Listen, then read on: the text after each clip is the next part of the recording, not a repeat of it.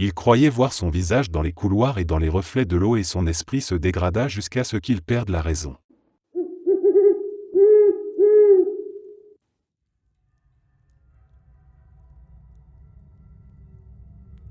Un matin d'été, un vieux couple vivait paisiblement dans une petite maison au bord d'une rivière. Le vieil homme partait chaque jour couper du bois dans les montagnes tandis que la vieille femme lavait le linge au bord de l'eau. Ce jour-là, le soleil brillait si fort que l'eau semblait danser. La vieille femme frottait un kimono lorsqu'un énorme fruit remonta le courant. C'était une pêche gigantesque qui flottait lentement vers elle. Intriguée, elle s'en empara et la ramena à la maison pour la partager avec son mari. Quand le vieil homme revint du travail, tous deux s'installèrent pour ouvrir la pêche. Mais à peine l'avaient-ils entamé qu'une vive lumière s'en échappa. Un petit garçon en sortit, riant et tendant les bras. Le couple resta bouche bée et le cœur rempli de bonheur. L'enfant expliqua qu'il venait du ciel et qu'il avait été envoyé pour devenir leur fils. Ils le nommèrent Momotaro, car il était né d'une pêche. Les années passèrent. Momotaro grandit plus vite que n'importe quel enfant et possédait une force impressionnante. Il aidait le vieil homme à couper du bois et sa mère adoptive à porter de lourds paniers de légumes. Malgré sa puissance, il restait doux, respectueux et courageux. Un jour, une terrible nouvelle se répandit dans le village. Des démons venus de l'île d'Onigashima pillaient les côtes. Ils volaient des récoltes, capturaient parfois des habitants et terrorisaient les villages l'environnant. Les anciens discutaient avec inquiétude et personne n'osait s'opposer à ces créatures féroces. Momotaro, qui avait alors atteint l'adolescence, décida d'agir. La nuit suivante, il annonça à ses parents qu'il partirait affronter les démons afin de protéger les gens et ramener la paix. Le vieil homme et la vieille femme eurent peur de le perdre mais ils savaient que leur fils possédait un cœur noble. Sa mère lui prépara des boulettes de millet, connues pour donner force et énergie. Son père lui offrit un kimono solide et un bandeau qu'il porta avec fierté. Momotaro partit au lever du soleil. Le ciel était clair et l'air frais. Sur le chemin, il croisa un chien affamé qui s'approcha de lui. Le chien demanda où il allait. Momotaro répondit qu'il se rendait à Onigashima pour combattre les démons. Le chien proposa de l'accompagner en échange d'une boulette de millet. Momotaro accepta et ils poursuivirent ensemble. Un peu plus loin, un singe surgit d'un arbre et leur demanda la même chose. Il reçut une boulette et rejoignit le groupe. Enfin, un faisan au plumage éclatant se posa devant eux. Il avait entendu parler de leur mission et souhaitait se joindre à eux. Après avoir reçu lui aussi une boulette, il devint le troisième compagnon. Tous quatre naviguèrent jusqu'à Onigashima sur un petit bateau. Lorsque l'île apparut, une brume inquiétante flottait au-dessus du sol. Les rochers étaient acérés et les vagues se brisaient avec violence. Le faisan s'envola pour repérer les lieux et découvrit la forteresse des démons. Ensemble, ils imaginèrent un plan. Le faisan fondit sur les gardes pour les distraire. Le singe escalada les murs et ouvrit la porte de l'intérieur. Le chien entra avec Momotaro et se jeta courageusement sur les démons. Le combat fut rude.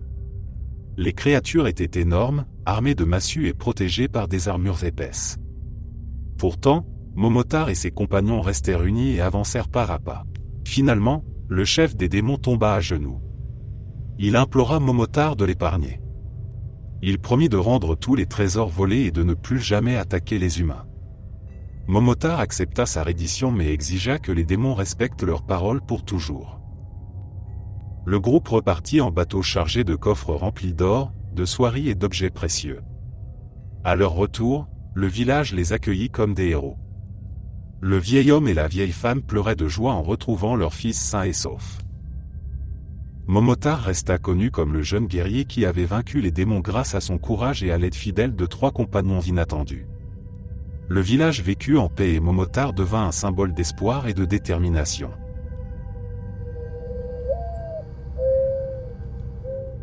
Urashimataro était un jeune pêcheur connu dans tout son village pour sa gentillesse. Il passait ses journées au bord de la mer à tendre ses filets et à observer le mouvement régulier des vagues. Un matin, alors qu'il marchait sur la plage, il aperçut un groupe d'enfants qui maltraitaient une petite tortue marine. Il la poussait avec des bâtons et riait de ses efforts pour s'échapper. Urashima s'approcha aussitôt et demanda aux enfants d'arrêter. Il leur expliqua que la tortue était une créature de la mer et qu'elle méritait du respect comme tout être vivant. Les enfants finirent par s'éloigner et Urashima prit doucement l'animal blessé dans ses mains. Il le ramena vers l'eau et le laissa repartir dans les vagues. Quelques jours passèrent. Urashima pêchait à bord de sa barque lorsque la mer devint soudain très calme. Une silhouette s'approcha sous la surface. C'était la même tortue, devenue immense comme si elle avait vieilli de manière étrange. Elle parla avec une voix douce qui résonnait comme l'écho de l'océan. Elle expliqua qu'elle était un messager du palais du dragon, le royaume de Rick qui se trouvait au fond de la mer. Elle était venue l'inviter au palais car la princesse voulait le remercier pour sa bonté. Étonné mais confiant, Urashima accepta. La tortue plongea et l'emporta avec elle vers les profondeurs. L'eau devint plus claire et des poissons multicolores tournoyaient autour d'eux comme pour les saluer. Le jeune pêcheur arriva devant une porte immense faite de corail rouge et d'écailles scintillantes. Lorsqu'elle s'ouvrit, un monde merveilleux apparut. Le palais du dragon brillait de lumière changeante. Des serviteurs vêtus de tissus ondulants comme la mer l'accueillirent et le guidèrent jusqu'à la princesse. Elle se nommait Otohime. Cette dernière le remercia pour avoir sauvé la tortue qui n'était autre qu'une de ses servantes. Elle lui offrit un festin extraordinaire où les plats semblaient composés de lumière et de parfums venus d'un autre monde. Les poissons chantaient, les méduses projetaient une lueur douce et les murs vibraient comme une mélodie. Urashima passa au palais ce qui lui sembla être quelques jours. Il oublia le temps et la surface de la terre. Pourtant, au fond de son cœur, le souvenir de son village et de sa famille finit par lui rappeler qu'il devait un jour rentrer. La princesse fut attristée mais elle ne tenta pas de le retenir. Elle lui offrit une boîte laquée nommée Tamatebako et lui dit qu'elle contenait une protection. Elle lui demanda de ne jamais l'ouvrir sous aucun prétexte. Urashima promit de respecter cette consigne. Il remonta à la surface portée par la tortue. Mais lorsqu'il rejoignit la plage où il avait grandi, il ne reconnut plus rien. Les maisons avaient changé. Le sable semblait différent. Les pêcheurs qui tiraient leurs filets étaient des inconnus. Urashima demanda où se trouvait sa famille. Les gens répondirent que ce nom appartenait à une famille qui avait vécu là il y avait très longtemps. Personne ne connaissait de pêcheur nommé Urashima. Le jeune homme comprit alors que le temps s'écoulait différemment dans le palais du dragon.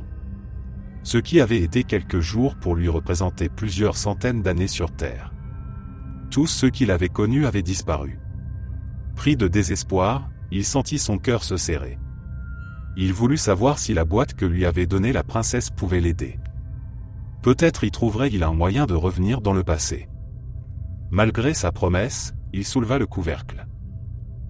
Une fumée blanche s'en échappa aussitôt et s'enroula autour de lui comme un souffle glacé. Sa peau se flétrit, ses cheveux devinrent blancs et son corps prit l'apparence d'un vieillard en quelques instants. La princesse lui avait offert la boîte pour préserver sa jeunesse et lui permettre de vivre encore longtemps. En l'ouvrant, il avait libéré le temps perdu. La fumée se dispersa dans le vent et Urashima resta seul sur la plage, vieilli et impuissant. Il regarda la mer dont les vagues brillaient sous la lumière du soleil. Une profonde tristesse l'envahit mais aussi un souvenir doux du palais merveilleux et de la princesse qu'il avait accueilli avec tant de bienveillance. On raconte que le vent marin emporta doucement Urashima et que son esprit rejoignit les profondeurs du palais du dragon. Certains pêcheurs affirment encore entendre parfois une voix lointaine qui semble venir du fond de l'océan lorsque la mer est calme. Dans les montagnes couvertes de forêts de bambou vivait un vieux coupeur de bambou nommé Taketori no Okina. Chaque matin il partait avec son couteau pour couper les tiges les plus solides et les rapporter au village. Il menait une vie simple avec sa femme et tous deux regrettaient de ne jamais avoir eu d'enfant. Un soir où le soleil se couchait derrière les collines, le vieil homme pénétra plus profondément que d'habitude dans la forêt. Une lueur douce attira soudain son attention. Au milieu d'un bosquet se trouvait une tige de bambou qui brillait comme une lanterne. Intrigué, il s'en approcha et la coupa. Quand la tige s'ouvrit, il découvrit à l'intérieur une minuscule fillette lumineuse assise sur une feuille. Elle avait la taille d'un pouce et un visage délicat comme une fleur. Le vieil homme sentit son cœur s'emplir de tendresse. Il comprit qu'elle était un cadeau venu d'un monde divin. Il la ramena chez lui et la montra à sa femme. Celle-ci pleura de joie. À peine la déposèrent-ils dans leurs mains que la petite grandit soudain jusqu'à atteindre la taille d'un bébé. Le couple décida de l'élever comme leur propre enfant. Ils la nommèrent Kaguya-hime, ce qui signifie princesse rayonnante. Les jours passèrent et la fillette grandit anormalement vite. Elle devint en quelques mois une jeune femme d'une beauté si pure que même les fleurs semblaient rougir en la regardant. Sa peau avait l'éclat de la lune et ses cheveux tombaient en cascades brillantes. Sa voix était douce et son rire rappelait le tintement des clochettes. Le couple l'aimait profondément et grâce à sa présence leur maison sembla soudain remplie de lumière. La réputation de sa beauté se répandit dans tout le pays. Des nobles et de puissants seigneurs vinrent la voir, espérant qu'elle accepterait l'un d'eux comme époux. 5 prétendants se distinguèrent par leur insistance. Chacun assurait qu'il l'aimait plus que tout. Kaguya-hime ne voulait pas les blesser mais elle ne souhaitait épouser aucun d'eux. Elle imagina alors une épreuve pour chacun. Elle demanda des objets impossibles à obtenir, comme une branche de joyau du mont Ré ou la peau du rat de feu qui ne brûle jamais. Les prétendants partirent confiants mais aucun ne réussit vraiment. Certains fabriquèrent de faux objets, d'autres se blessèrent ou abandonnèrent. Peu à peu ils cessèrent de venir. Le temps passa et chaque nuit Kaguya-hime observait la lune avec une mélancolie que ses parents adoptifs ne comprenaient pas. Elle contemplait longuement la lumière argentée comme si elle y voyait un appel lointain. Lorsqu'il lui demandait ce qui la troublait, elle répondait seulement qu'elle aimait rester dehors. Un soir d'automne, elle se mit à pleurer silencieusement devant la porte de la maison. Elle avoua enfin à ses parents que son vrai foyer n'était pas la terre. Elle venait du royaume de la lune. Elle expliqua que les habitants de la lune l'avaient envoyée enfant car elle devait accomplir une période d'épreuve parmi les humains. Mais le moment de son retour approchait et rien ne pouvait l'en empêcher. Le vieil homme et sa femme supplièrent les cieux de la laisser rester mais Kaguya-hime leur dit que même eux ne pourraient survivre à la puissance des messagers lunaires. La nouvelle se répandit et l'empereur en personne envoya des gardes pour la protéger. L'empereur l'avait rencontrée une fois et avait été profondément touché par sa douceur. Il voulait la garder dans son royaume terrestre. Il fit encercler la maison pour empêcher quiconque de venir l'enlever. Mais le soir de la pleine lune, une brume argentée descendit du ciel. Les gardes tombèrent dans un sommeil profond. Une armée de messagers célestes vêtus d'armures lumineuses apparut. Leur chef tenait un vêtement de plumes tissé de lumière. Kaguya-hime pleura en prenant congé de ses parents adoptifs. Elle les remercia pour leur amour et leur dit qu'elle n'oublierait jamais la chaleur qu'ils lui avaient donnée. Quand elle enfila le vêtement céleste, ses souvenirs terrestres commencèrent à s'effacer. Elle regarda une dernière fois la maison où elle avait grandi. Ses parents l'appelaient en sanglotant. Les messagers la soulevèrent doucement et l'emportèrent vers la lune qui brillait comme un immense miroir. Au palais impérial, l'empereur reçut plus tard une lettre venue de Kaguya-hime. Elle y expliquait qu'elle aurait voulu rester auprès de lui et du couple qu'il avait élevé mais que son destin ne lui appartenait pas entièrement. L'empereur fit brûler la lettre sur le sommet du mont Fuji afin que sa fumée puisse atteindre la lune et transmettre son chagrin.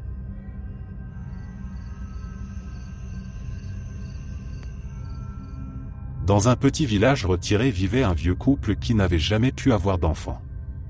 Malgré les années, ils espéraient encore qu'un jour un bébé viendrait combler leur solitude. Chaque soir, ils priaient les divinités du foyer pour qu'un enfant leur soit accordé. Un matin, alors que les cerisiers étaient en fleurs, la prière du couple fut exaucée.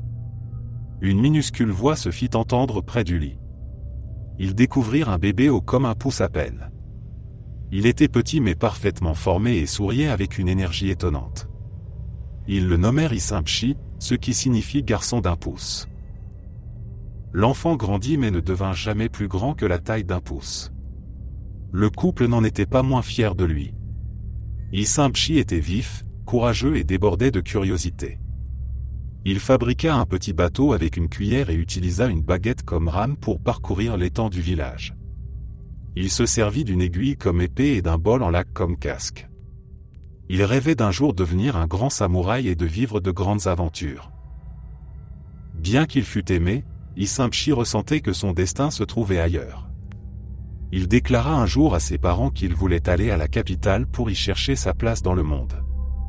Le couple eut le cœur serré mais respecta sa volonté. Ils lui préparèrent un petit paquet de riz et l'embrassèrent avant son départ. Isshinchi monta dans sa cuillère bateau et suivit le courant de la rivière jusqu'à ce qu'il atteigne la grande ville. La capitale était immense et grouillée de monde. Isshinchi se rendit au palais d'un noble et se présenta devant lui. Le seigneur fut d'abord surpris de voir un garçon aussi minuscule mais il fut touché par sa politesse et impressionné par sa détermination. Il accepta de l'employer comme serviteur et lui confia la tâche d'accompagner sa fille lors de ses promenades. La jeune princesse s'attacha rapidement à Isshinchi qui lui tenait souvent compagnie en lui racontant des histoires et en la protégeant du mieux qu'il le pouvait. Un jour la princesse revint d'une visite au temple. Le chemin traversait une forêt dense. Soudain une ombre surgit entre les arbres. C'était un Oni gigantesque aux cheveux rouges et aux crocs effilés. Il se rua sur la princesse avec un rire terrible. Isshinchi se précipita pour défendre sa maîtresse. Il grimpa sur le bras de la créature et la piqua de toutes ses forces avec son aiguille. L'Oni se tordit de colère. Il attrapa Isshinchi et le porta à sa bouche pour l'avaler.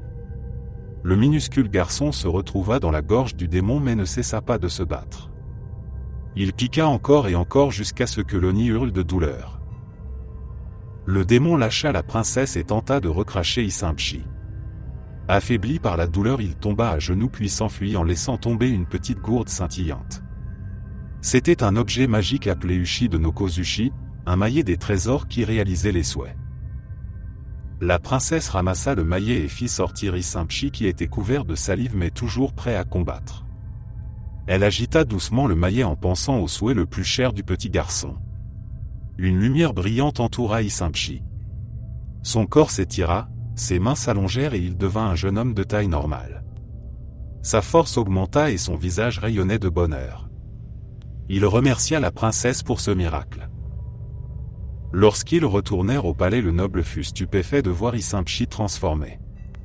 Reconnaissant et admiratif, il l'accepta comme samouraï et lui confia même la garde de sa famille. Avec le temps, Isshinchi et la princesse tombèrent amoureux et firent savoir leur désir de s'unir.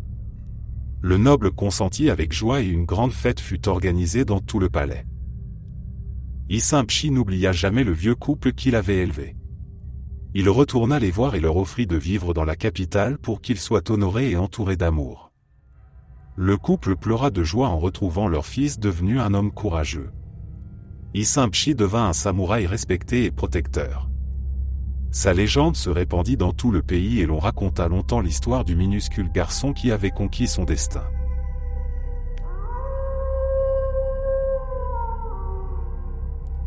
Un soir d'hiver, alors que la neige tombait en silence sur les toits des maisons, un pauvre paysan rentrait chez lui après une longue journée de travail.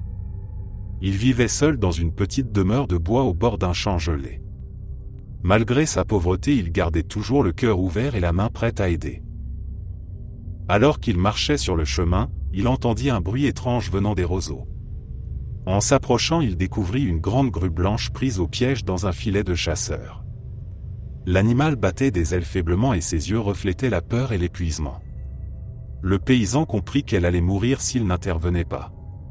Il s'agenouilla, retira le filet et libéra délicatement la grue qui s'envola dans la neige en tournant plusieurs fois au-dessus de lui comme pour le remercier. Le paysan reprit sa route sans imaginer que ce geste allait changer sa vie. La nuit tomba et il se réfugia dans sa petite maison où un simple feu crépitait. Le vent soufflait entre les planches et la faim commençait à se faire sentir. Soudain on frappa à la porte. En l'ouvrant, il découvrit une jeune femme vêtue d'un kimono blanc. Elle tremblait sous le froid et lui demanda humblement l'hospitalité. Le paysan, étonné de voir quelqu'un dehors par un temps pareil, l'invita à entrer. La jeune femme expliqua qu'elle avait perdu son chemin et qu'elle n'avait nulle part où passer la nuit. Le paysan lui offrit un bol de soupe chaude et du riz, bien que ses provisions fussent maigres. Elle le remercia avec un sourire qui éclaira aussitôt la pièce. Elle lui proposa de rester quelques jours pour l'aider dans les tâches quotidiennes. Le paysan accepta avec gratitude, heureux de ne plus être seul. Les jours devinrent des semaines. La jeune femme se montrait douce, serviable et d'une grande habileté. Un soir, elle demanda au paysan la permission d'utiliser un métier à tisser. Elle souhaitait fabriquer un tissu pour lui offrir quelque chose en échange de son hospitalité. Le paysan accepta, mais elle posa une condition. Il ne devait jamais ouvrir la porte pendant qu'elle tissait. Il promit sans poser de questions. La jeune femme se retira dans la pièce du fond et le son du métier résonna toute la nuit. Le lendemain, elle lui présenta un tissu d'une beauté extraordinaire. Les fils semblaient faits de lumière et la surface brillait comme des plumes de neige. Elle lui demanda de le vendre au marché car cela pourrait lui rapporter beaucoup d'argent. Le paysan suivit son conseil et découvrit que le tissu attirait tous les regards et se vendait à un prix incroyable. Il revint émerveillé. La jeune femme lui dit qu'elle tisserait encore pour qu'il puisse vivre plus confortablement. Mais elle répéta qu'il ne devait jamais entrer dans la pièce lorsqu'elle travaillait. Le paysan respecta la règle, mais à chaque nouveau tissu il s'inquiétait de la voir de plus en plus fatiguée. Son visage pâlissait et ses gestes devenaient fragiles. Une nuit, incapable de contenir son inquiétude, il s'approcha de la porte entr'ouverte. Malgré sa promesse, il la poussa et regarda à l'intérieur. Ce qu'il vit le cloua sur place. À la place de la jeune femme se trouvait une grande grue blanche. Elle arrachait délicatement ses propres plumes pour les tisser dans la toile. Ses ailes étaient clairsemées et chaque mouvement lui arrachait une souffrance silencieuse. La grue se tourna vers lui et se transforma à nouveau en femme. Elle expliqua avec tristesse qu'elle était la grue qui l'avait sauvée cet hiver. Pour le remercier, elle avait pris forme humaine et voulait lui offrir de quoi vivre mieux. Mais maintenant qu'il avait vu sa véritable apparence, elle ne pouvait plus rester dans le monde des humains. Le paysan s'effondra en larmes et supplia la jeune femme de rester. Elle posa une main douce sur son épaule et lui dit qu'elle n'oublierait jamais sa bonté. Puis elle reprit sa forme de grue, étendit ses ailes affaiblies et s'envola dans la nuit glacée. Le paysan resta longtemps à regarder le ciel où une plume blanche tourbillonnait encore avant de disparaître. On raconte qu'il garda précieusement la dernière étoffe qu'elle avait tissée, non pour sa valeur mais pour garder vivante la mémoire de celle qui lui avait offert sa reconnaissance et une tendresse silencieuse. Chaque hiver, il scrutait le ciel en espérant apercevoir la grue revenir une dernière fois.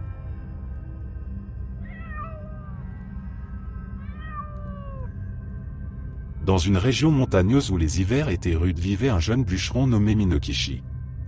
Il travaillait avec un vieil homme appelé Mosaku qu'il avait pris sous son aile. Tous deux passaient leur journée à couper du bois puis rentraient au village avant la tombée de la nuit car les tempêtes de neige pouvaient surgir à tout moment. Un soir d'hiver, alors qu'il revenait du travail, une bourrasque glaciale s'abattit sur la forêt. La neige devenait si épaisse qu'il ne voyait plus le chemin. Épuisé et transi de froid, ils trouvèrent refuge dans une petite cabane abandonnée au bord de la rivière. Le vent hurlait comme un animal furieux et la cabane tremblait sous les rafales. Minokichi finit par s'endormir tandis que Mosaku restait éveillé près de la porte mal fermée. Au milieu de la nuit, la porte s'ouvrit brusquement et une silhouette blanche entra. Minokichi se réveilla en sursaut et vit une femme incroyablement belle vêtue d'un kimono d'un blanc pur. Sa peau semblait faite de neige et ses longs cheveux noirs flottaient autour d'elle comme un voile sombre. Son regard était froid et pourtant d'une douceur presque hypnotique. Minokichi la reconnut aussitôt. C'était Yuki Onna, l'esprit de la neige dont les anciens parlaient avec crainte. Elle se pencha d'abord vers Mosaku. Sa respiration glacée toucha le visage du vieil homme qui se figea instantanément. Il mourut sans un son, enveloppé dans un froid absolu. Minokichi tremblait de peur mais il ne pouvait ni bouger ni crier. Yuki Onna s'approcha ensuite de lui. Elle était si proche qu'il sentait l'air glacé tourner autour de lui comme une brume. L'esprit le regarda longuement. Elle nota sa jeunesse et son visage encore marqué par la vie. Au lieu de lui prendre la vie, elle murmura d'une voix douce qui ressemblait au vent d'hiver. Elle lui dit qu'elle allait lui épargner la mort mais qu'il ne devait jamais révéler ce qu'il avait vu cette nuit. S'il parlait un jour de cette rencontre, elle reviendrait et mettrait fin à son existence. Après ces mots, la femme des neiges se dissipa dans un nuage blanc qui s'échappa par la porte. Minokichi resta seul avec le corps congelé de Mosaku. Au matin, il fut secouru par des voyageurs et ramené au village. Il raconta seulement que le vieil homme était mort de froid et garda le reste pour lui. Les années passèrent. Un jour, Minokichi rencontra une jeune femme nommée Oyuki. Elle était belle et douce et possédait une peau si pâle qu'elle semblait presque lumineuse. Malgré son apparence fragile, elle était vive, intelligente et d'une grande gentillesse. Minokichi tomba amoureux et l'épousa. Ensemble, ils eurent plusieurs enfants et vécurent des années de bonheur. Pourtant, Oyuki ne vieillissait pas. Son visage restait aussi lisse et délicat que le jour où ils s'étaient rencontrés. Les gens du village trouvaient cela étrange, mais ils l'acceptaient car elle était aimée de tous. Un soir d'hiver, alors que la neige recommençait à tomber à gros flocons, Minokichi repensait à la nuit où Mosaku était mort. Il regardait Oyuki qui travaillait près du feu. Le souvenir devint trop lourd et il lui parla de l'esprit de la neige. Il raconta tout, depuis l'apparition de Yuki Onna jusqu'à la menace qu'elle lui avait faite. Il voulait se libérer de ce secret et il pensait que sa femme comprendrait. Au moment où il acheva son récit, Oyuki leva la tête. Son visage n'exprimait plus la douceur habituelle. Ses yeux devinrent froids comme la glace. Elle se leva lentement et la lumière du feu éclaira son visage d'une façon étrange. Elle lui révéla qu'elle était Yuki Onna. Elle avait pris forme humaine pour vivre parmi les hommes et parce qu'elle avait été touchée par la jeunesse de Minokichi cette nuit-là. Elle avait choisi de rester avec lui car elle l'aimait. Mais maintenant qu'il avait rompu son serment, elle ne pouvait pas oublier la promesse qu'elle avait faite. Minokichi sentit son cœur se glacer. Oyuki le fixa longuement et ses enfants endormis apparurent dans son esprit. Elle dit qu'elle ne pouvait pas les laisser sans père et que son amour pour eux la retenait. Elle décida de lui épargner la mort, mais elle ne pouvait plus rester à ses côtés. Son apparence commença à se dissoudre dans un souffle blanc. Elle se transforma en brume glacée et s'évanouit dans la nuit en laissant derrière elle le parfum du froid et un silence profond. Minokichi s'effondra en larmes. Il éleva ses enfants seul et ne vit jamais revenir Oyuki. Certains soirs d'hiver, il croyait apercevoir dans la neige une silhouette blanche qui l'observait de loin avant de disparaître. Il se demandait alors si elle veillait encore sur eux malgré la douleur qui les avait séparés.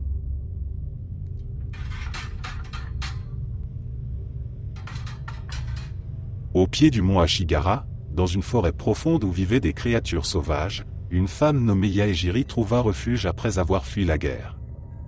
Elle s'installa dans une petite cabane en bois et donna naissance à un enfant qu'elle nomma Quintar. Le garçon grandit sans père mais entouré de la nature qui devint sa famille. Dès qu'il sut marcher, il montra une force étonnante. Il soulevait des pierres plus grosses que lui et pouvait briser des branches épaisses comme un tronc. Quintar avait les joues rondes, un rire fort et un cœur immense. Sa mère lui fabriqua une hache en bois pour qu'il puisse l'accompagner lorsqu'elle coupait du bois pour vivre. Il passait ses journées à courir librement dans la forêt. Les animaux devinrent ses amis.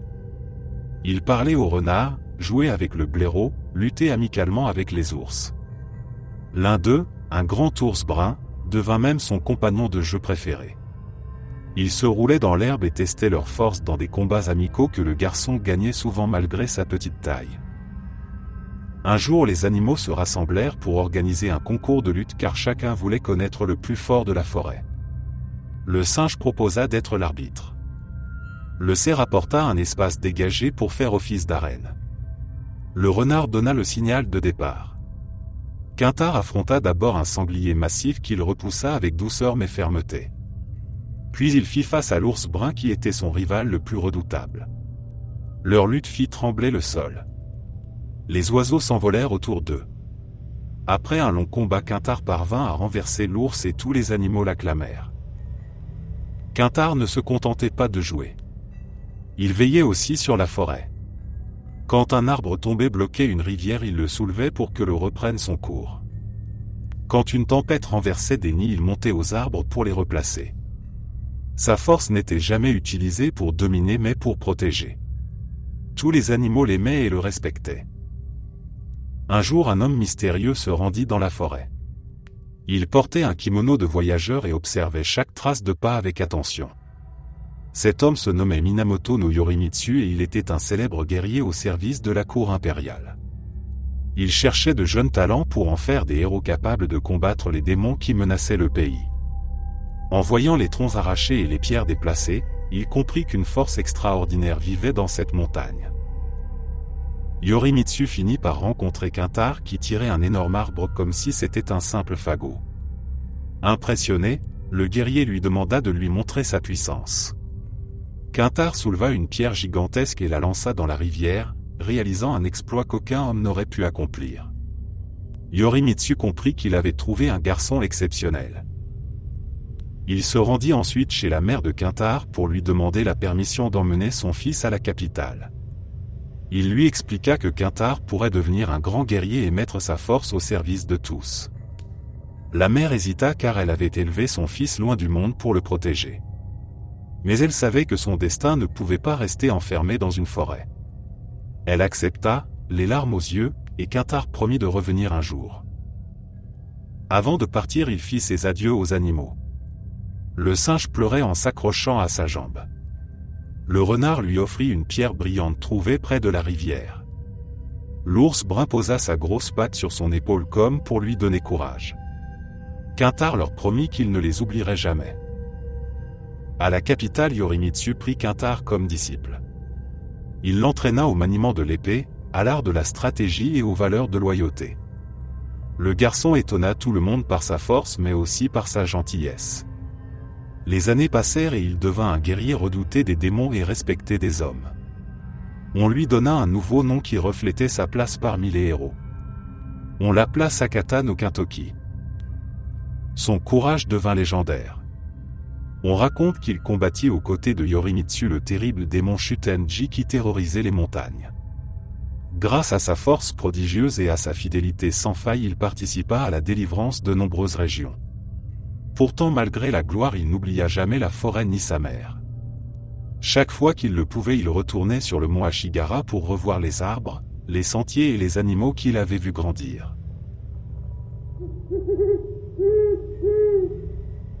Dans un petit village niché entre les collines vivait une famille modeste dont le plus jeune enfant, nommé Haru, était connu pour sa curiosité et sa douceur.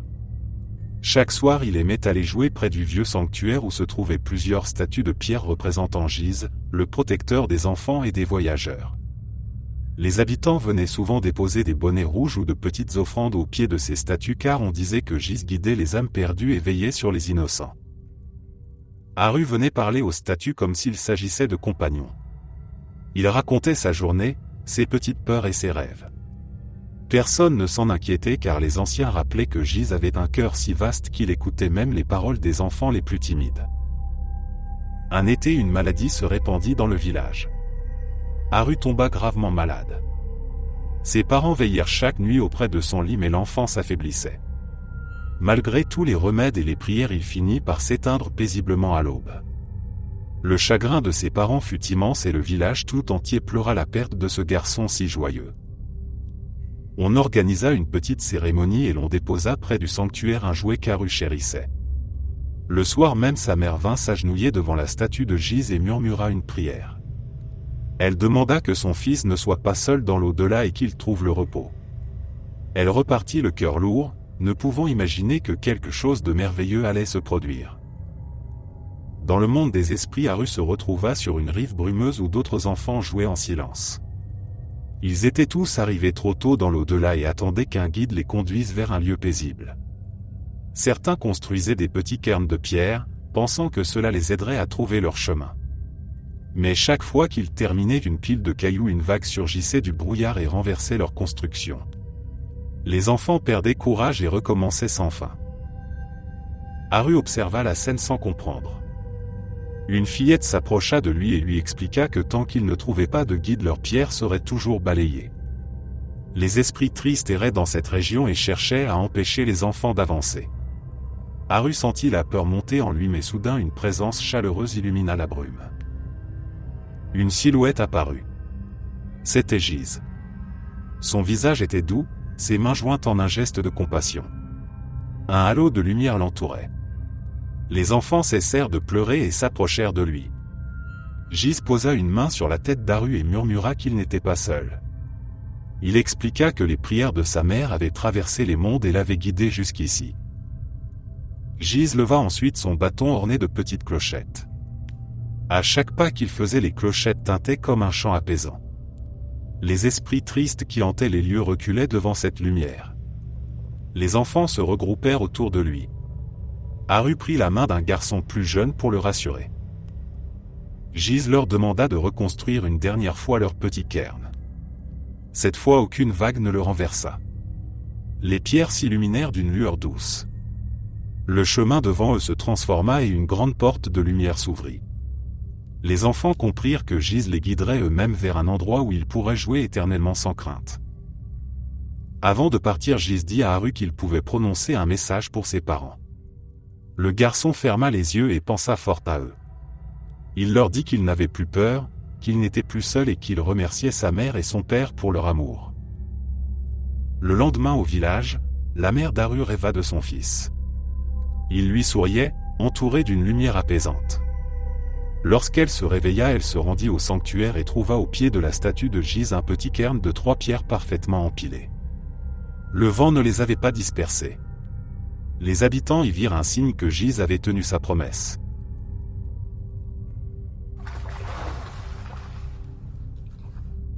Dans un petit village de campagne vivaient un vieil homme et une vieille femme connus pour leur bonté. Ils étaient pauvres mais généreux et partageaient toujours ce qu'ils possédaient. Le couple possédait un chien nommé Shiro. L'animal était fidèle, vif et affectueux. Les voisins appréciaient le chien sauf un homme avare vivant à côté du couple. Cet homme détestait que le bonheur des autres brille plus fort que le sien. Un matin, Shiro se mit à aboyer près du jardin. Il grattait le sol avec insistance. Le vieil homme comprit que le chien essayait de lui montrer quelque chose. Il prit une pelle et commença à creuser. À sa grande surprise, il découvrit un coffre rempli de pièces d'or. Le couple n'en revenait pas. Ils remercièrent Shiro en le caressant et en lui offrant un bon repas. Ils dépensèrent une partie de l'argent pour aider les habitants du village et pour réparer les maisons endommagées par l'hiver. L'homme avare qui habitait à côté observa la scène avec jalousie. Il décida de prendre Shiro chez lui pour qu'il lui montre un trésor. Il appela le chien et l'attira avec de la nourriture. Shiro le suivit sans se méfier. L'avare le conduisit dans son jardin et lui ordonna de trouver de l'or. Le chien gratta un coin du sol, mais lorsque l'homme creusa, il ne trouva que des détritus et des pierres sales. Furieux, il pensa que le chien se moquait de lui. Dans un accès de rage, il frappa Shiro et l'animal mourut sur le coup. Lorsque le vieil homme et sa femme apprirent la nouvelle, leur cœur se brisa. Ils allèrent récupérer le corps de leur compagnon et l'enterrèrent sous un cerisier. Ils étaient inconsolables. Le village entier pleura la mort du chien fidèle. Quelques jours plus tard, le vieil homme rêva de Shiro. Le chien lui apparut joyeux et lui dit de couper l'arbre où il était enterré pour en faire un mortier. Lorsqu'il se réveilla, le vieil homme pensa que c'était un signe. Il coupa donc le cerisier et fabriqua un mortier en bois. La vieille femme prépara du riz pour faire des gâteaux de riz. Lorsqu'ils commencèrent à piler le riz à l'intérieur du mortier, un miracle se produisit. Le riz se transforma en grains d'or qui s'accumulaient en un petit tas brillant. Le bruit courut dans le village et l'avare apprit ce nouveau prodige. Jaloux, il demanda au couple de lui prêter le mortier. Le vieil homme accepta car il n'avait pas de rancune malgré la perte de Shiro. Mais lorsque l'avare essaya de piler du riz dans le mortier, les grains se changèrent en immondices. L'homme entra dans une colère noire et brisa le mortier en morceaux. Cette nuit, la Shiro apparut une nouvelle fois en rêve au vieil homme. Il lui expliqua de prendre les morceaux du mortier brûlé et d'en faire de la cendre. Le vieil homme se réveilla, fit brûler les restes du mortier et recueillit la cendre dans une boîte. En sortant, il sentit une douce brise. Il s'approcha d'un arbre desséché et lança un peu de cendre sur ses branches. À l'instant même, l'arbre se couvrit de fleurs de cerisier roses et éclatantes malgré le froid de l'hiver. Le village n'avait jamais vu un tel miracle. La nouvelle se répandit rapidement et le seigneur du domaine demanda à rencontrer le vieil homme. Lorsque ce dernier arriva au château, le seigneur voulut voir la cendre miracle de ses propres yeux. Le vieil homme lança légèrement la cendre sur un arbre mort du jardin du château et celui-ci se couvrit aussitôt de fleurs splendides. Le seigneur en fut émerveillé. Il récompensa le vieil homme avec des sacs de riz et de l'or pour le remercier d'avoir apporté de la beauté à son domaine. L'avare quant à lui apprit la nouvelle et tenta de voler un peu de cendre. Il se rendit chez le vieil homme pendant la nuit et prit une petite poignée dans la boîte. Le lendemain il se rendit chez le seigneur et lui proposa de montrer le miracle. Il lança la cendre sur un arbre mort mais au lieu de fleurs magnifiques un nuage de poussière sale se répandit. Le seigneur, furieux d'avoir été trompé, le fit chasser et l'avare perdit la confiance du village. Le vieil homme et sa femme continuèrent à vivre humblement mais avec un cœur apaisé. Ils savaient que Shiro veillait sur eux-mêmes au-delà de la mort. Les cerisiers du village fleurissaient plus beaux que jamais et chacun se souvenait de l'histoire du chien fidèle qui avait apporté la prospérité et la paix grâce à son amour et sa loyauté.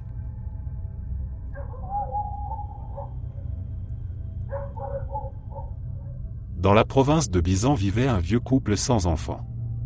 Leur maison se trouvait au pied du sanctuaire de Kibitsu et chaque jour ils priaient les divinités pour qu'un miracle arrive.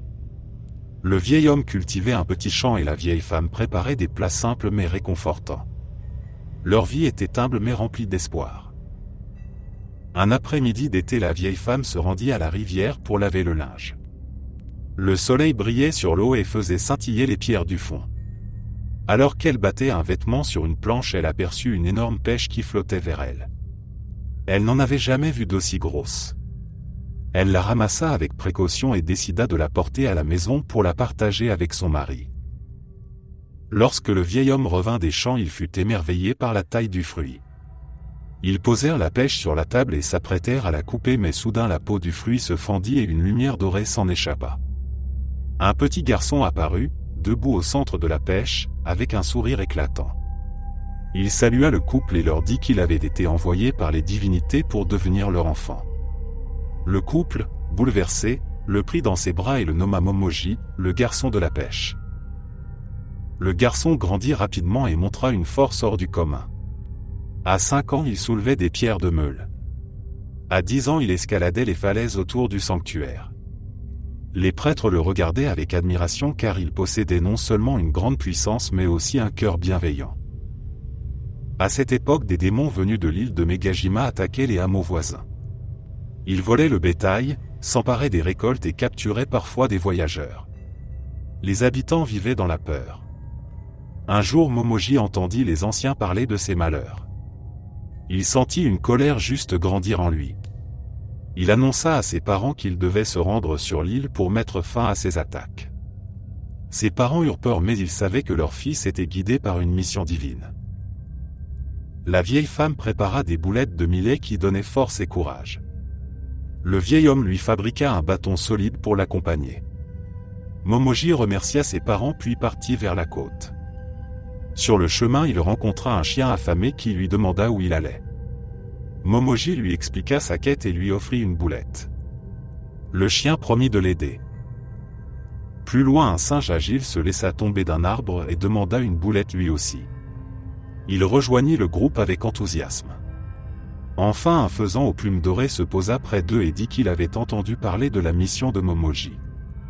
Il souhaitait se joindre à lui pour défendre les innocents. Momoji lui offrit une boulette et le faisan devint leur éclaireur. Ils atteignirent le rivage et trouvèrent une barque attachée à un vieux poteau. Avec l'aide du chien et du singe, Momoji la poussa à l'eau et ils prirent la mer. Après plusieurs heures de navigation, ils virent l'île de Megajima dont les rochers noirs s'élevaient comme des crocs. Le faisan s'envola pour observer les lieux et revint annoncer que les démons festoyaient dans une grande forteresse. Ils semblaient nombreux et armés. Momoji resta calme. Il avait confiance en ses compagnons. Ils avancèrent prudemment jusqu'aux portes de la forteresse. Le chien aboya pour attirer les gardes. Le singe grimpa sur les toits et provoqua le chaos en jetant des tuiles. Le faisan fondit sur les yeux des démons pour les aveugler. Pendant ce temps, Momoji pénétra dans la forteresse. Les démons étaient gigantesques. Certains avaient la peau rouge, d'autres la peau bleue. Ils brandissaient des massues d'os et des chaînes de fer. Le combat fut intense. Momoji esquivait, frappait et avançait sans perdre courage. Ses compagnons l'aidaient de toute leur force. À force de détermination, ils atteignirent enfin le chef des démons. C'était un géant à la voix rugissante et au regard cruel. Momoji se dressa devant lui sans trembler. Le chef attaqua mais Momoji part à chaque coup. Finalement il porta un coup décisif qui fit tomber le géant à genoux. Le démon épuisé reconnut sa défaite et promit de libérer les prisonniers et de ne plus jamais attaquer les humains. Il remit à Momoji des coffres de trésors qu'ils avaient volés au fil des années. Le retour sur le continent fut joyeux. Les habitants accueillirent Momoji comme un héros. Ses parents le serrèrent dans leurs bras en pleurant de bonheur. Le sanctuaire de Kibitsu organisa une cérémonie en son honneur et les prêtres dirent que les divinités l'avaient guidé pour protéger la province.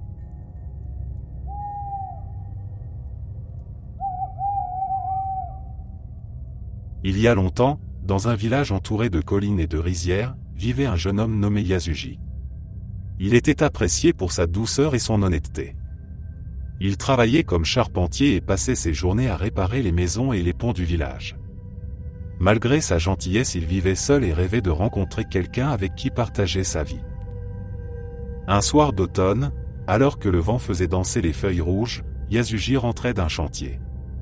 Il suivait un sentier qui longeait la forêt lorsqu'il entendit un cri étouffé. En s'approchant, il découvrit une jeune femme allongée au pied d'un arbre, blessée à la cheville. Elle portait un kimono clair et ses cheveux semblaient briller comme s'ils étaient caressés par la lune. Yasuji l'aida à se relever avec douceur et l'accompagna jusqu'à sa maison.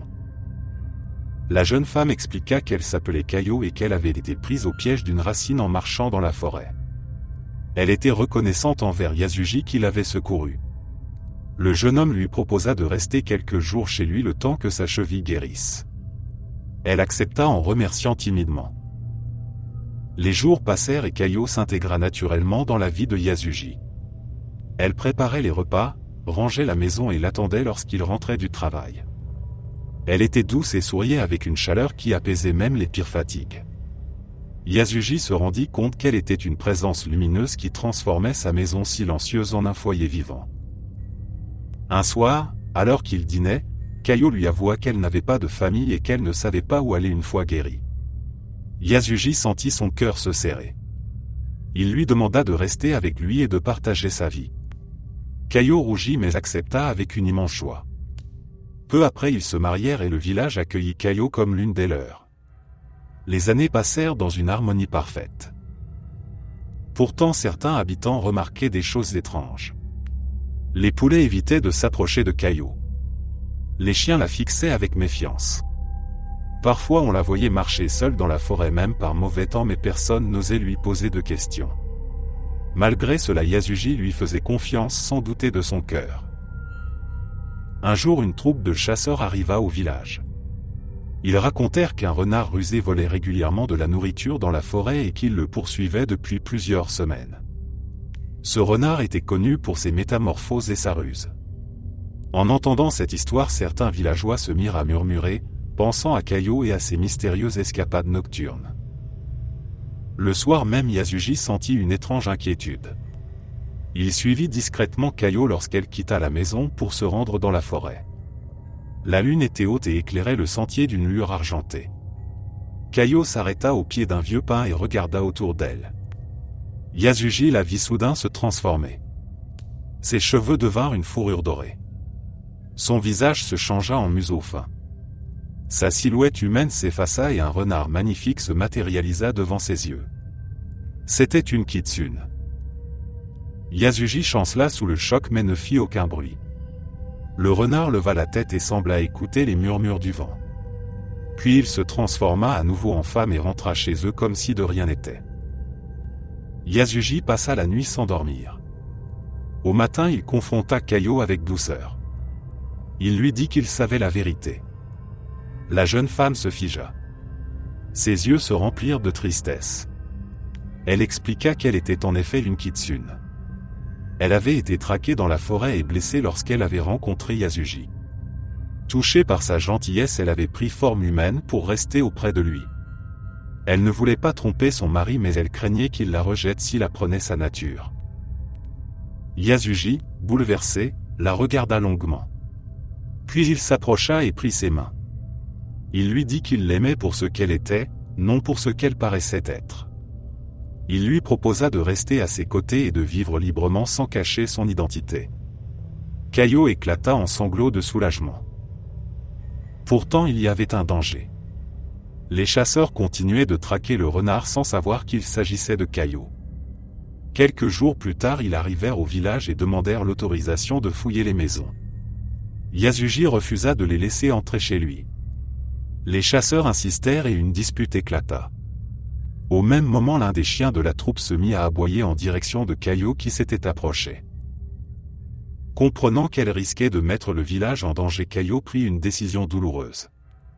Elle embrassa Yasuji, lui dit qu'elle l'aimerait toujours et se transforma une dernière fois en renard. Elle s'élança dans la forêt d'un bond rapide.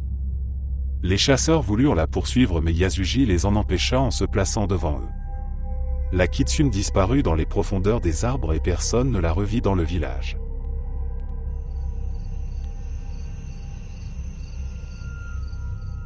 Au temps où la cour impériale brillait de splendeur à Quito, on parlait beaucoup d'une jeune femme d'une beauté si extraordinaire qu'elle semblait irréelle. Elle se nommait Tamamo no Mae. Elle avait la peau lumineuse, des yeux clairs et une grâce qui captivait quiconque la voyait. Ses gestes étaient parfaits, sa voix était douce comme un chant et son intelligence surpassait celle des plus grands savants. Personne ne connaissait son passé. Elle était arrivée un jour à la cour accompagnée d'une rumeur. On disait qu'elle venait d'une famille noble et qu'elle maîtrisait la poésie, la musique et l'étiquette mieux que toutes les dames du palais. Très vite l'empereur devint fasciné par elle. Il lui offrit une place proche de lui et la jeune femme devint la favorite de toute la cour. Pourtant, à mesure que la présence de Tamamo no Mae illuminait le palais, la santé de l'empereur déclinait. Il tomba malade sans que les médecins puissent comprendre la cause de son mal. Les prières et les remèdes ne changeaient rien. Le souverain s'affaiblissait de jour en jour et les ministres commencèrent à murmurer que cette maladie était surnaturelle. Un devin réputé fut appelé au chevet de l'empereur. Il inspecta longuement les lieux, observa les astres et tenta de comprendre la racine du mal. Lorsqu'il leva les yeux, ses traits étaient crispés par l'effroi. Il déclara que l'origine de la maladie n'était autre que Tamamo no Mae. Selon lui, elle n'était pas humaine. Elle cachait sa véritable nature et drainait peu à peu la vie du souverain. La cour fut saisie de stupeur. Certains refusèrent d'y croire tant Tamamo no Mae semblait parfaite. D'autres, effrayés, prièrent pour qu'elle soit éloignée. Le devin insista. Derrière l'apparence de la jeune femme se cachait une créature millénaire. Une kitsune à 9 queues, puissante et rusée, capable de prendre forme humaine pour tromper les hommes. Elle était connue dans de nombreuses régions sous différents noms. Partout où elle apparaissait, la ruine et la mort finissaient par suivre. Lorsque Tamamo no Mae entendit ces accusations, elle ne chercha pas à se défendre. Au contraire, elle quitta la cour sans un mot. Certains virent dans son silence la preuve de sa culpabilité. D'autres dirent qu'elle flottait plus qu'elle ne marchait et qu'un vent étrange suivait ses pas. Les ministres envoyèrent l'un des meilleurs guerriers du pays, Miura no Sukeyasu, pour la retrouver. Il partit avec un groupe d'hommes armés. Ils suivirent sa trace jusqu'aux plaines sauvages de Nasu où les herbes ondulaient sous un vent froid. Là ils découvrirent une silhouette dorée qui les observait au loin. La silhouette se transforma soudain en un renard gigantesque aux 9 queues flamboyantes. La créature s'élança avec une vitesse incroyable. Les guerriers se dispersèrent tandis que Sukeyasu tentait de la suivre. Le renard bondissait d'une colline à l'autre comme s'il volait. Le combat dura plusieurs jours. La kitsune semait des illusions, disparaissait dans la brume, réapparaissait derrière eux avec des éclairs dorés. Pourtant Sukeyasu ne renonçait pas. Il connaissait les ruses des esprits et se fiait à son instinct. Un soir où la lune éclairait faiblement les plaines, il aperçut le renard immobile au sommet d'un rocher. Ses 9 queues étaient déployées comme un éventail. Sukeyasu banda son arc et tira une flèche bénie par les prêtres. La flèche traversa l'air et atteignit la créature qui poussa un cri déchirant. La lumière dorée se dissipa et la kitsune s'effondra. Avant de mourir, elle reprit forme humaine. Tamamo no Mae se releva à moitié, pâle et mourante. Elle regarda Sukeyasu avec des yeux si tristes qu'il hésita à s'approcher. Elle murmura qu'elle avait essayé de renoncer à sa nature mais que la soif de pouvoir avait été plus forte. Elle implora qu'on se souvienne d'elle avec compassion plutôt qu'avec crainte. Après sa mort, son corps se transforma en une pierre noire appelée Seseki, la pierre tueuse. On disait que quiconque s'en approchait trop près tombait malade ou mourait. Les voyageurs évitaient cette pierre maudite et les animaux eux-mêmes semblaient s'en éloigner. Des siècles plus tard, un moine itinérant nommé Gen visita la région. Lorsqu'il vit la pierre, il comprit que l'âme de Tamamo no Mae était piégée, tourmentée par ses fautes et incapable de trouver la paix. Le moine récita des prières pendant plusieurs jours. À la fin, la pierre éclata et l'esprit de la Kitsune se libéra enfin. On raconte qu'un souffle léger traversa les plaines à ce moment-là comme un soupir de délivrance. Au XIIe siècle, le Japon était déchiré par une guerre entre deux puissants clans. Le clan Eik, aussi appelé Terra, contrôlait la cour impériale et la mer intérieure du Japon. Le clan Genji, ou Minamoto, cherchait à rétablir son influence et à délivrer le jeune empereur retenu sous la domination des Eik. Cette rivalité enflamma tout le pays et mena à l'un des affrontements les plus célèbres de l'histoire japonaise. Le matin du combat, les eaux du détroit de Shimonoseki scintillaient sous une lumière rougeâtre. Des dizaines de navires des deux clans se faisaient face sur la mer agitée. Le vent transportait les cris des soldats et les claquements des drapeaux. Les Eik avaient avec eux l'empereur enfant Antoku, un garçon fragile dont la présence symbolisait leur pouvoir.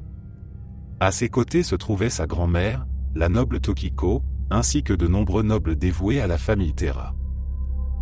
Les Minamoto dirigés par Minamoto no Yoshitsune s'étaient avancés avec une stratégie audacieuse. Yoshitsune était jeune mais d'une intelligence remarquable. Il connaissait les courants du détroit et savait que la marée pouvait renverser le sort du combat. Dès que les tambours retentirent, la bataille commença. Les archers des deux camps tirèrent une pluie de flèches qui s'abattit sur les ponts des navires. Les marins manœuvraient en criant des ordres tandis que les rameurs tentaient de résister aux vagues. Les Eik étaient de grands navigateurs mais ce jour-là le vent se retourna contre eux. Leur flotte se dispersa et perdit sa formation. Les Minamoto en profitèrent pour attaquer au moment le plus favorable. Un événement décisif survint lorsque l'un des chefs Eik trahit son clan. Il révéla secrètement aux Minamoto quel navire transportait l'empereur. À partir de ce moment, les Minamoto concentrèrent leurs forces pour atteindre ce navire sacré. Les Eik comprirent qu'ils étaient sur le point de perdre tout ce qu'ils avaient protégé pendant des années. Tokiko, la grand-mère de l'empereur, vit la défaite approcher. Les navires Eik étaient en flammes, les soldats tombaient les uns après les autres et la mer devenait rouge. Elle comprit qu'ils ne pourraient pas sauver l'enfant. Elle prit alors une décision terrible.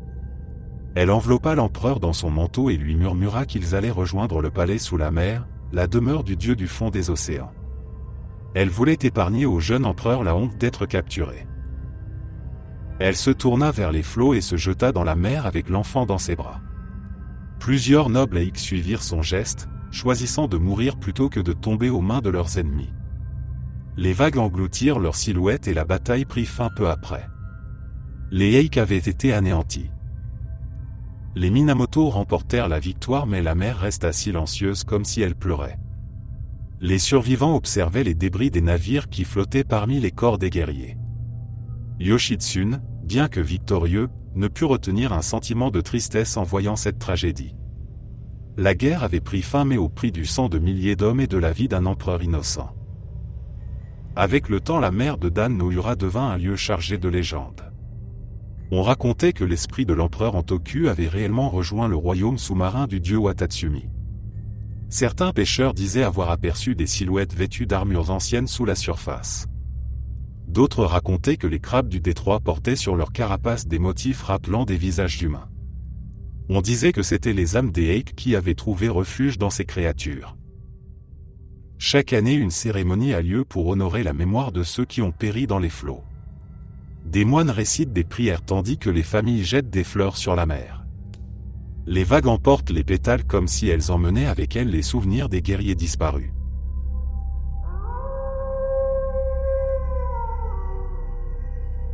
Sur le pont de gauche à Quito vivait autrefois un moine guerrier nommé Benkei. C'était un homme immense, plus grand que tous les autres, avec une force colossale et un visage sombre qui effrayait les passants. On racontait qu'il collectait les épées des guerriers pour tester leur valeur. Il en avait déjà amassé près d'1 millier et voulait obtenir la 1001e en affrontant le combattant le plus redoutable qu'il pourrait trouver. Chaque nuit il attendait sur le pont, défiant quiconque osait s'approcher. Les guerriers qui tentaient leur chance étaient rapidement désarmés ou terrassés. Benkei les laissait partir sans leur épée, persuadé que seul un adversaire exceptionnel pourrait un jour le battre. Un soir d'été, une silhouette mince et élégante apparut sur le pont. Le jeune homme portait un éventail et un kimono clair. Rien en lui ne rappelait un guerrier. Benkei, moqueur, l'arrêta et exigea son épée. Mais le jeune homme ne montrait aucune peur. Il se nommait Yoshitsune, le plus jeune fils du clan Minamoto, élevé en secret dans les montagnes après la guerre contre les Terras. Benkei pensa que ce garçon trop frêle serait facile à vaincre. Pourtant Yoshitsune esquiva ses attaques avec une agilité incroyable. Il sautait, tournait, disparaissait puis réapparaissait derrière Benkei. Il semblait voler au-dessus du pont comme un oiseau. Benkei n'avait jamais vu quelqu'un bouger ainsi. Il tenta de l'attraper mais Yoshitsune le fit chuter d'un mouvement rapide. Le géant tomba à genoux, vaincu pour la première fois. Au lieu de le tuer, Yoshitsune lui tendit la main et lui sourit. Benkei, abasourdi, sentit son orgueil se dissoudre. Il comprit qu'il avait trouvé en Yoshitsune un maître digne d'être suivi. Il prêta serment de lui être loyal jusqu'à la mort. Dès ce jour, le colosse protecteur accompagna le jeune général dans toutes ses campagnes. Le duo devint célèbre dans tout le Japon. Yoshitsune était un stratège brillant, maître de l'art de la guerre. Benkei était sa force, son bouclier humain. Lors des batailles, Benkei se tenait toujours près de son seigneur, bloquant les flèches, brisant les lances et protégeant Yoshitsune avec une fidélité inflexible. Leur gloire grandit lorsque Yoshitsune mena les troupes Minamoto contre les Heike. Les victoires s'enchaînaient, et Yoshitsune devint un héros adulé. Pourtant cette renommée attisa la jalousie de son frère aîné, Minamoto no Yoritomo, qui était devenu le chef du clan. Craignant que Yoshitsune ne le surpasse, Yoritomo le déclara traître et ordonna sa capture. Yoshitsune dut fuir. Benkei l'accompagna naturellement, portant ses armes, repoussant ses ennemis et bravant les dangers sans jamais se plaindre. Ils trouvèrent refuge au temple de Motsuji, puis furent accueillis dans le nord par le seigneur Fujiwara no Hidehira. Après la mort de ce dernier, son fils céda à la pression du pouvoir central et livra Yoshitsune aux hommes de Yoritomo. Yoshitsune se retrouva assiégé dans le château de Koromogawa. Benkei se posta sur le pont devant l'entrée pour protéger son seigneur. Les soldats ennemis arrivèrent en nombre. Benkei se dressa comme une montagne. Il combattit seul contre une armée entière. Aucun adversaire n'osait s'approcher de lui et ceux qui tentaient étaient repoussés avec une force terrifiante. Les flèches pleuvaient sur lui mais il restait debout comme une statue vivante. Finalement les soldats virent quelque chose d'étrange. Benkei ne bougeait plus. Il restait immobile, ses armes encore en main, le corps criblé de flèches. Il était mort debout, dans la position d'un guerrier qui protège jusqu'au dernier souffle. Cette vision glaça l'armée entière. Ils comprirent que Yoshitsune avait été protégé jusqu'à la fin par le plus fidèle des compagnons.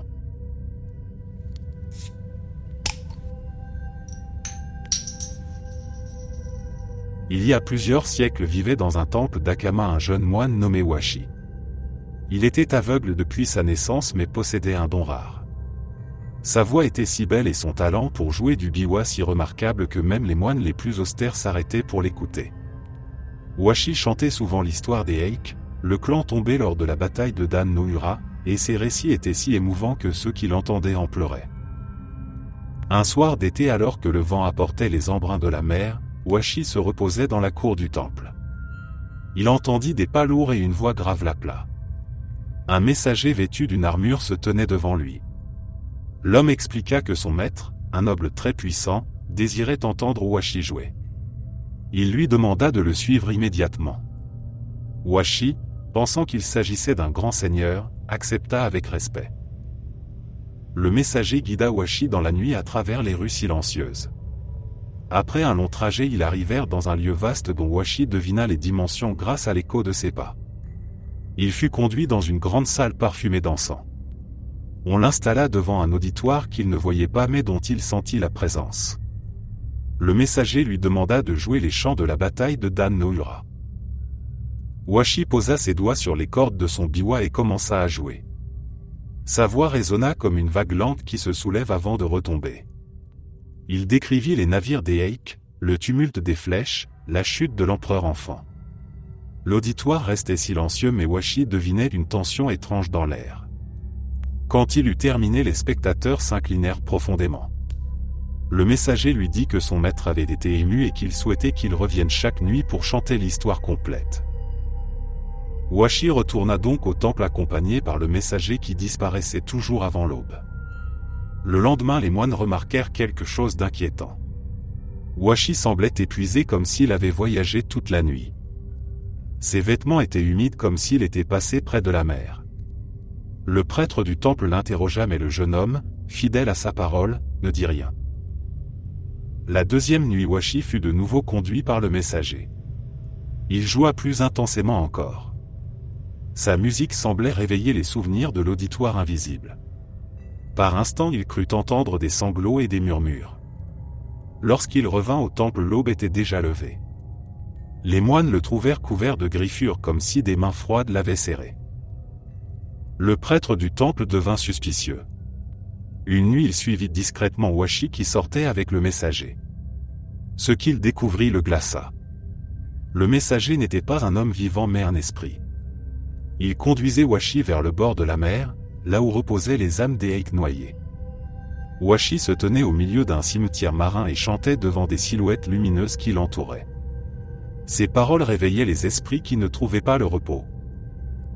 Le prêtre comprit que si Washi continuait, il finirait dévoré par les fantômes qui voulaient l'emmener avec eux dans les profondeurs. Il ramena discrètement le jeune moine au temple sans qu'Washi s'en aperçoive et décida de le protéger. Pendant la nuit suivante, il traça sur tout le corps de Washi des écritures sacrées. Ses bras, ses jambes, son torse et son visage furent couverts de sutras destinés à rendre son corps invisible aux esprits. Le prêtre ordonna ensuite à Washi de ne répondre à aucun appel et de rester immobile dans la salle du temple. Washi obéit même s'il était rempli de crainte. Comme prévu, le messager revint cette nuit-là. Il appela Washi plusieurs fois mais l'aveugle resta silencieux. Grâce aux écritures sacrées, son corps était invisible aux yeux du fantôme. Cependant, le prêtre avait commis une petite erreur.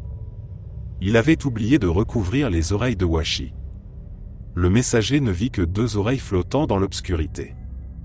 Pensant que c'était tout ce qu'il restait du jeune moine, il se mit en colère et crut que le reste du corps avait été dérobé par quelqu'un.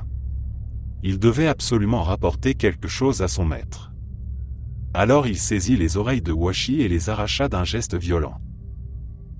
Le cri de Washi résonna dans tout le temple. Le messager disparut aussitôt. Le prêtre accourut et trouva le jeune homme évanoui mais vivant. Grâce aux écritures sacrées, les esprits ne purent l'emporter. Washi se remit de ses blessures mais resta sans oreille pour le reste de sa vie. Il devint connu sous le nom de Washi le sans-oreille.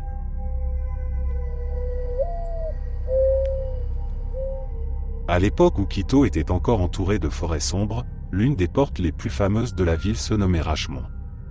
Le lieu était autrefois majestueux mais avec le temps il était devenu un passage inquiétant. Le pont menant à la porte se couvrait de poussière et de planches brisées. Les voyageurs l'évitaient dès que la nuit tombait car on racontait qu'un démon y apparaissait pour effrayer ou attaquer ceux qui avaient le malheur de passer. Dans cette même ville vivait un jeune guerrier nommé Watanabe no Tsuna. Il était l'un des plus braves de sa génération, élève du grand Minamoto no Yorimitsu. Tsuna avait déjà affronté plusieurs esprits malfaisants et n'avait jamais reculé devant le danger. Pourtant même lui avait entendu parler du démon de Rashomon et savait qu'il terrorisait les habitants depuis longtemps. Un soir de pluie, Tsuna se rendait chez un ami lorsqu'il dut passer par le pont. Le vent soufflait violemment, les torchets tremblaient et la porte de Rashomon se dressait devant lui comme une ombre géante. Il avança malgré l'obscurité. Soudain il sentit une présence derrière lui. Il se retourna mais ne vit qu'un tourbillon de feuilles emportées par le vent. Alors qu'il atteignait le milieu du pont, il entendit un rire étrange. Une forme se matérialisa sur la rambarde. C'était une femme vêtue d'un kimono rouge, silhouette belle et inquiétante, qui le regardait sans sourire. Elle l'invita d'une voix douce à s'approcher. Tsuna sentait que quelque chose clochait mais il fit quelques pas pour comprendre qui elle était. Au moment où il s'avança, la femme bondit vers lui. Son visage humain disparut et un masque hideux se révéla. Sa peau devint sombre, ses yeux s'enflammèrent et ses doigts s'étirèrent en griffes effilées. Un démon venait de se dévoiler. Tsuna dégaina son sabre et para de justesse l'attaque. Le monstre riait encore, ravi qu'un humain ose se défendre. Le combat éclata sur le pont détrempé. Tsuna reculait en cherchant une ouverture. Les griffes du démon frappaient le bois et en arrachaient des éclats.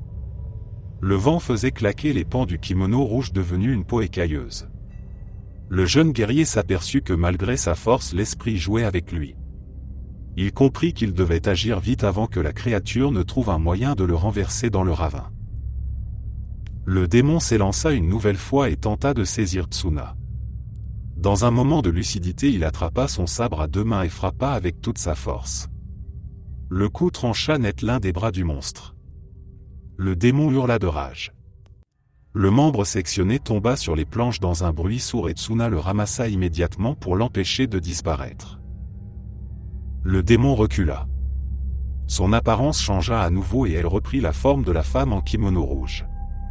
Elle supplia Tsuna de lui rendre son bras. Mais le jeune guerrier n'était pas dupe. Derrière la voix suppliante, il sentait la menace. Il refusa et clama que tant qu'il garderait ce bras, le démon ne pourrait plus revenir pour semer la terreur. L'esprit poussa un cri terrifiant et s'enfuit dans la nuit. Le vent se calma soudain comme si l'air lui-même soupirait de soulagement. Tsuna retourna chez son maître avec le bras du démon soigneusement enveloppé. Yorimitsu et ses compagnons furent stupéfaits. Ils reconnurent qu'il s'agissait du membre d'un Oni redouté dans Tukito. Pendant plusieurs jours, Tsuna garda le bras enfermé dans un coffre scellé par des sutras sacrés. Les moines du temple proche le bénirent pour empêcher l'esprit de le récupérer.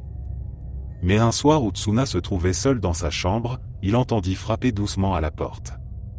Lorsqu'il ouvrit, il découvrit une vieille femme qu'il connaissait. Elle disait venir le remercier pour une aide passée. Tsuna la fit entrer sans se douter du piège. La femme lui demanda de lui montrer le bras du démon, prétendant vouloir s'assurer qu'il ne représentait plus une menace. Tsuna hésita mais finit par céder car il faisait confiance à cette personne. Au moment où il ouvrit le coffre, la lumière des bougies vacilla. La vieille femme changea de forme et révéla son identité. C'était le démon de Rashomon venu récupérer son bras. Avant que Tsuna ne puisse réagir, la créature attrapa le bras ensanglanté, sauta par la fenêtre et disparut dans la nuit. Après cela, on ne revit plus jamais ce démon à Kito. Certains disaient qu'il avait fui dans les montagnes du Nord. D'autres racontaient qu'il errait encore dans les ruines, incapable de retrouver toute sa puissance.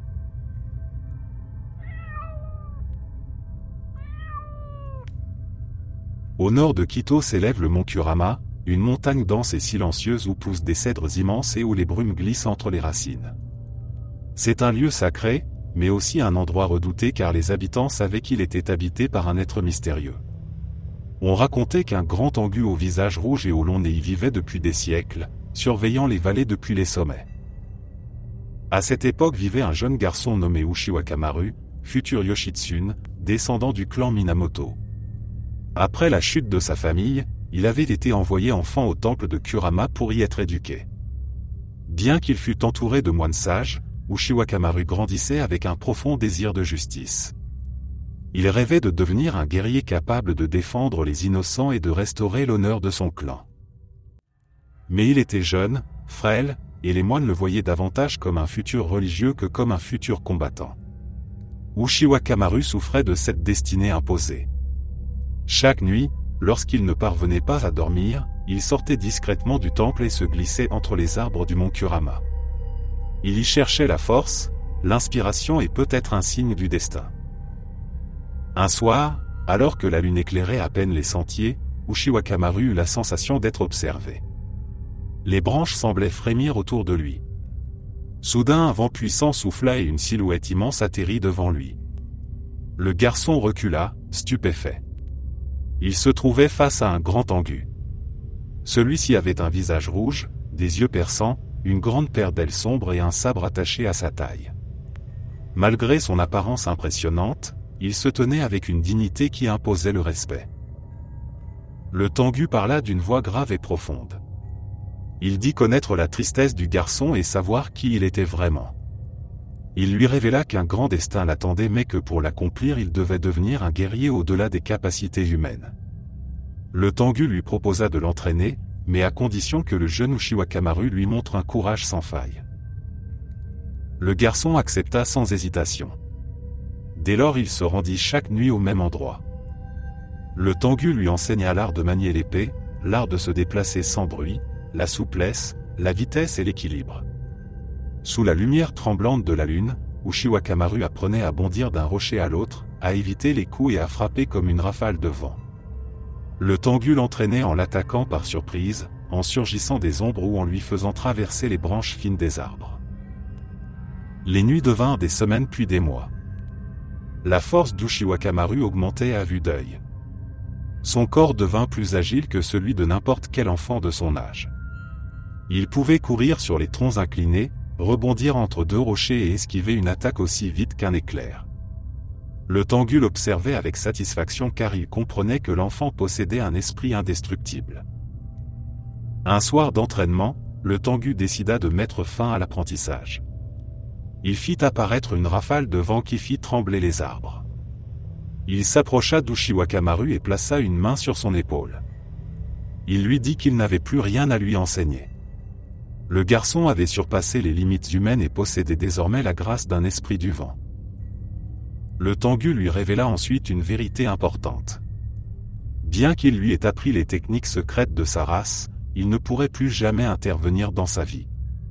Le destin d'Ushiwakamaru devait s'accomplir parmi les hommes, non au milieu des esprits. Il lui souhaita de devenir le plus grand des guerriers et disparut dans une bourrasque. Ushiwakamaru resta seul, mais un sentiment de force nouvelle l'habitait. Peu de temps après il quitta le temple de Kurama. Il rejoignit plus tard les hommes de son clan et devint Yoshitsune, l'un des plus grands stratèges du Japon. Dans ses combats contre les Terras, on disait qu'il bougeait comme un souffle invisible et que ses coups étaient si rapides qu'ils semblaient venir de toutes parts.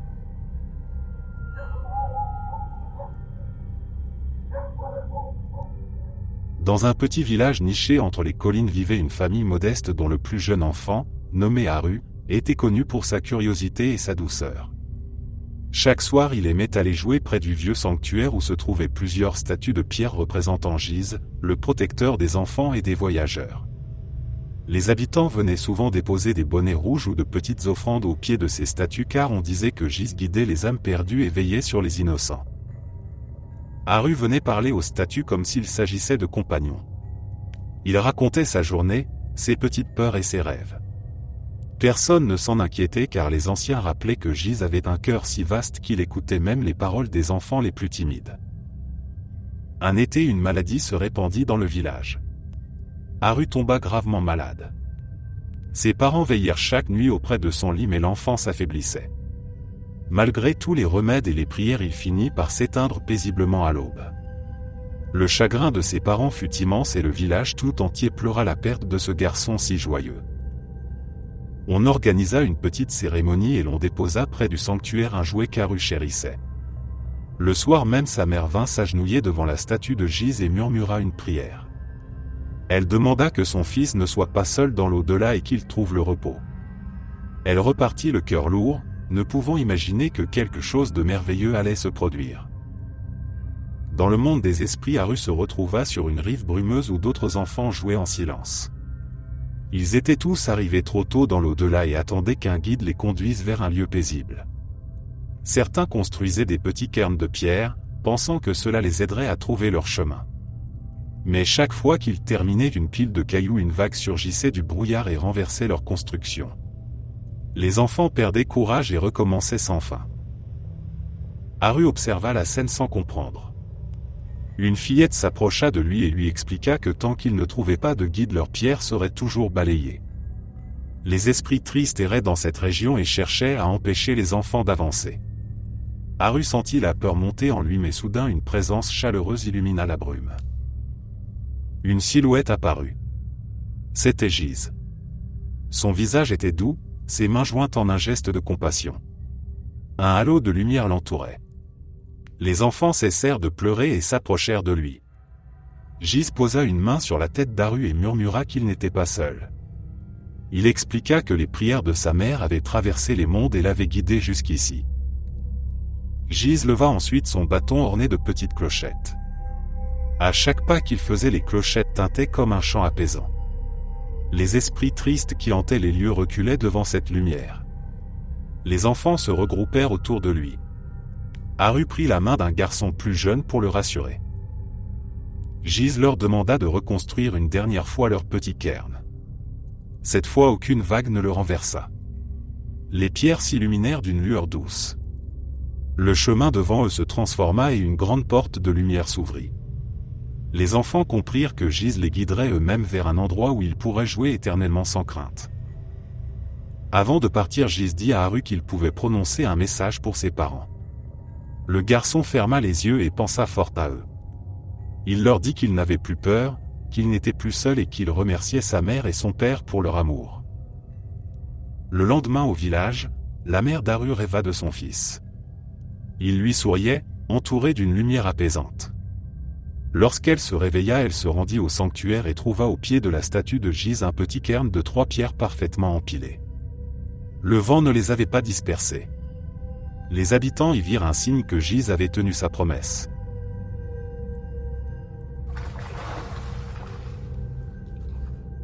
Il y a très longtemps, dans les hauts plateaux de l'Inde, vivait un moine nommé Bodhidharma. Il avait consacré sa vie à la méditation, à la discipline et à la recherche de l'éveil. Son esprit était clair comme l'eau d'une source et sa détermination impressionnait tous ceux qui croisaient son chemin. Un jour, il ressentit un appel mystérieux. Il comprit qu'il devait partir vers l'Est pour transmettre son enseignement dans un nouveau pays. Il voyagea par montagnes, mers et vallées jusqu'à atteindre la Chine. Là, il se rendit au temple Shaolin où vivaient des moines studieux mais qui manquaient parfois de concentration. Bodhidharma enseigna la méditation assise en silence. Il expliqua que le corps et l'esprit devaient devenir immobiles comme une montagne pour que la sagesse apparaisse. Cependant, son enseignement n'était pas compris de tous et Bodhidharma sentit qu'il devait poursuivre seul son chemin. Il trouva refuge dans une grotte isolée. Il décida d'y méditer sans interruption pour comprendre la nature profonde de l'esprit humain. Il s'assit en position de lotus, ferma les yeux et plongea dans un silence total.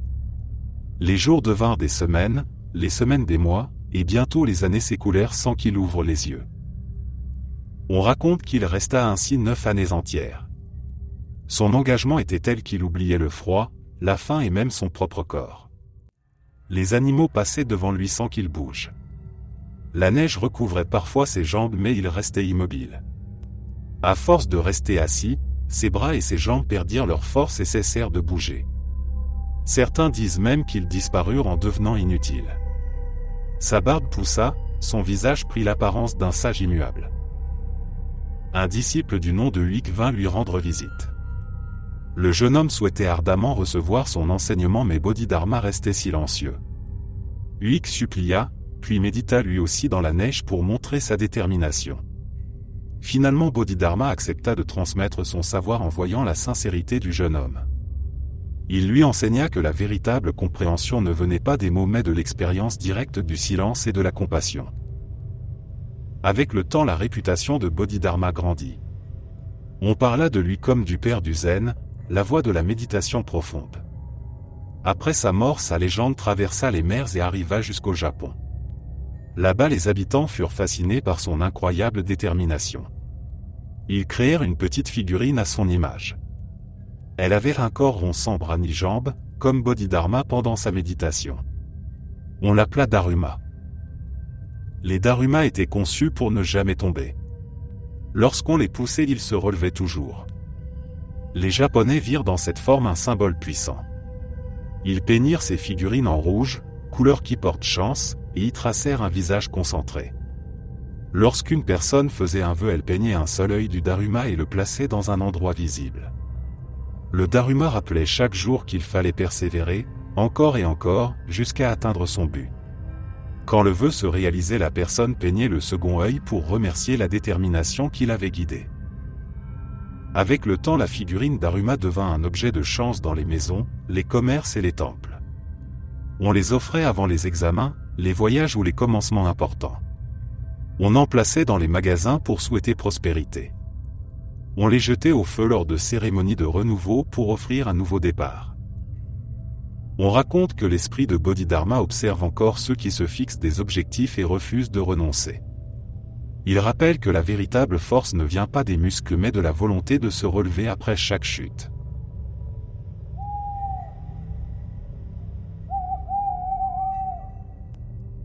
Il y a longtemps vivait à Himeji une jeune servante nommée Okiku.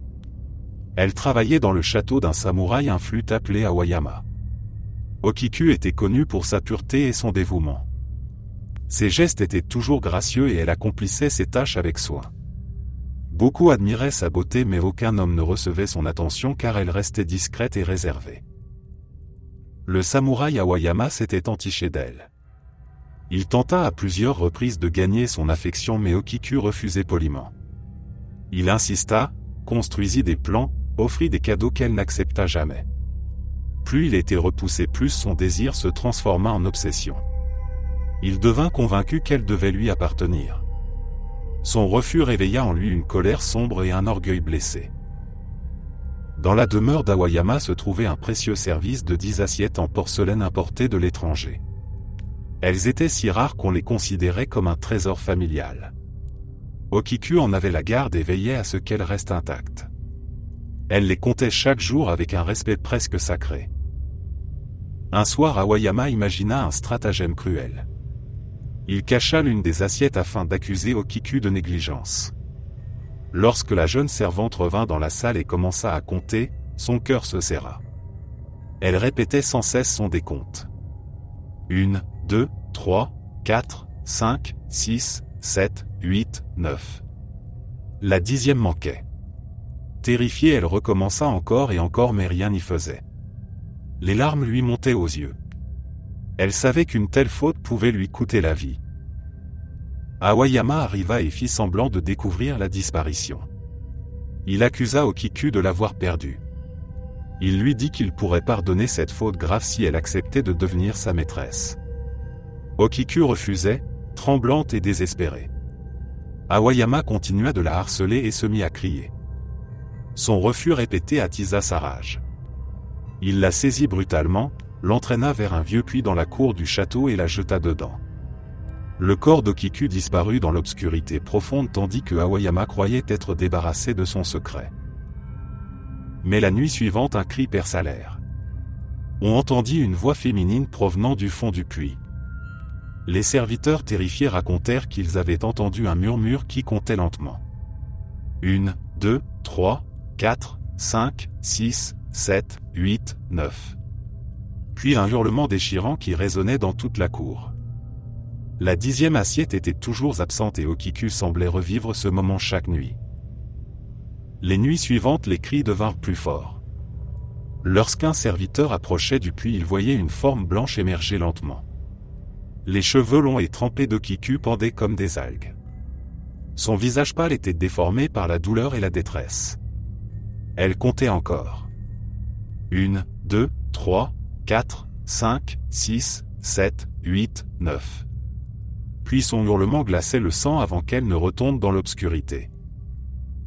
La rumeur se répandit dans la région et même Awayama devint fou de terreur. Ses nuits étaient hantées par les cris d'Okiku. Il croyait voir son visage dans les couloirs et dans les reflets de l'eau et son esprit se dégrada jusqu'à ce qu'il perde la raison. Un jour un moine fut appelé pour apaiser l'âme d'Okiku. Il s'approcha du puits une nuit où la lune éclairait la cour d'une lueur pâle. Quand la voix commença à compter, il resta silencieux. 1, 2, 3, 4, 5, 6, 7, 8, 9.